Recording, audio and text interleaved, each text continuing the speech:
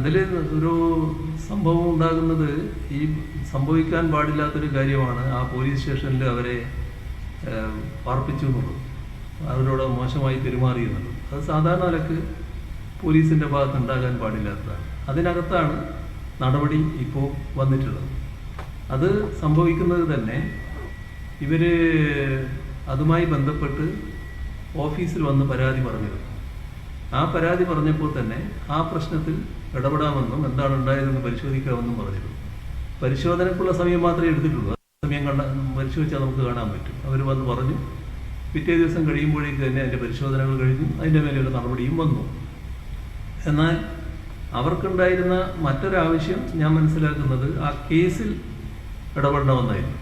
കേസിൽ അങ്ങനെ ഓഫീസിൽ ഇടപെടാൻ പറ്റില്ല. കേസ് സാധാരണഗതിയിൽ പോലീസ് അന്വേഷിക്കുകയും അതിൻ്റെ നടപടികൾ തുടരുകയാണല്ലോ വേണ്ടത്. അതാണ് അവരോട് പറഞ്ഞതും അവരെ ബോധ്യപ്പെടുത്തിയത്. അതേസമയം അവരോട് സ്വീകരിക്കാൻ പാടില്ലാത്ത നിലപാട് സ്വീകരിച്ച പോലീസ് നടപടിയെ ഗൗരവമായി കണ്ട് അതിനാവശ്യമായ നിർദ്ദേശങ്ങൾ പോലീസിന് നൽകി പോലീസിൻ്റെ അന്വേഷണത്തിൻ്റെ ഭാഗമായിട്ട് തന്നെ തെറ്റാണ് സംഭവിച്ചതെന്ന് കണ്ടുകൊണ്ട് നടപടിയും വന്നു. അതാണ് സംഭവിച്ചത്.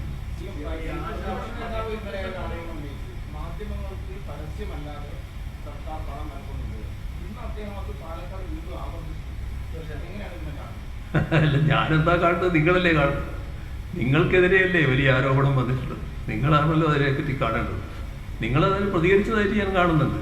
അപ്പോൾ ഏതെല്ലാം തലത്തിലേക്ക് കാര്യങ്ങൾ എത്തുന്നു എന്ന് മാത്രം നിങ്ങൾ ആലോചിച്ചാൽ മതി. അത്രയേ ഉള്ളൂ. ഇത് സ്വയം ആള് പരിഹാസ്യനാകാൻ തീരുമാനിച്ചാൽ പിന്നെ അതിന് മറ്റൊരാൾക്കും അദ്ദേഹത്തെ രക്ഷിക്കാനാവില്ല.